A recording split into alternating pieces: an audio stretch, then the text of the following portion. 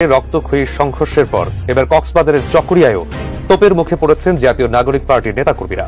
এনসিপির মঞ্চ ভেঙে দিয়েছে বিএনপি ও ছাত্র দলের নেতাকর্মীরা।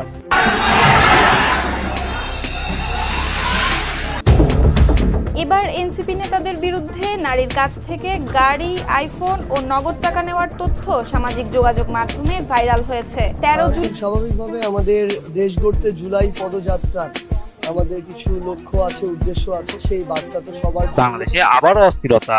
দেশের বিভিন্ন এলাকা হঠাৎ করে দেখা গেল সংঘর্ষ, ভাঙচুর, গুলি আর সর্বত্র গণধোলাই। আর এই পুরো বিশৃঙ্খলার পেছনে এনসিপি নেতাদের নাম উঠে এসেছে। সাজিদ আলম, তিনি নিজে হরতালের নামে নেতৃত্ব দেওয়ার দাবি করেছিলেন, তিনি নিজেই আজ গণধোলাইয়ের শিকার। কিন্তু প্রশ্ন হচ্ছে, তিনি রাস্তায় কেন ছিলেন আর হঠাৎ কেন তো বিশৃঙ্খলার সূত্রপাত কোথা থেকে এলো? পুলিশ জানায়, এনসিপি নেতারা বিভিন্ন এলাকা উত্তেজনা সৃষ্টি করে হরতালের নামে ভাঙচুর ও লুটপাট করে যাচ্ছে।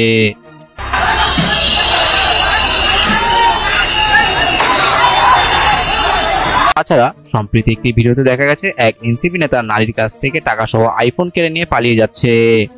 পরিস্থিতি এতটাই নিয়ন্ত্রণের বাইরে চলে যায় যে সেনাবাহিনী মাঠে নামতে বাধ্য। কাছ থেকে গাড়ি, আইফোন ও নগদ টাকা নেওয়ার তথ্য সামাজিক যোগাযোগ মাধ্যমে ভাইরাল হয়েছে। দেশ অচল করে দেওয়ার ষড়যন্ত্রে এনসিপি সরাসরি জড়িত, প্রয়োজনে গুলি ছোড়ার অনুমতি দেওয়া হয়েছে। সেনাবাহিনী জানায়, এই ঘটনা আজ এনসিপি এড়াতে পারবে না। দেশের মানুষ জেগে উঠেছে, আর ভুয়া আন্দোলনের নামে দেশকে পেছন টেনে নেওয়া সম্ভব নয়। কিছু মাস্তানি করতো, সেই মাস্তানরা হুঙ্কারকারীরা 100 জন মানুষ নিয়ে নাকি গোপালগঞ্জ দখল করতে গেছিল। সেই 100 জন মানুষ নিয়ে দেখলাম তারা আবার ট্যাঙ্কের মধ্যে পলায়ন করে আসলো।